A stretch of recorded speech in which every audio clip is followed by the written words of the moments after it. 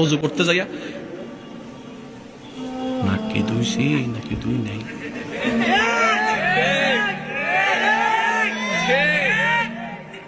হাত মনে হয় চারিবার ধুইয়া লেছি রে। অজু ভাঙ্গার কোনো কারণই নেই, অজুটা করে বাইরে হইছেন, অজু ভাঙ্গার কারণ দেখা দিছে। কোন রকম কষ্ট করে নামাজে গেছেন, আল্লাহু আকবার, সারা দুনিয়া চিন্তা সব।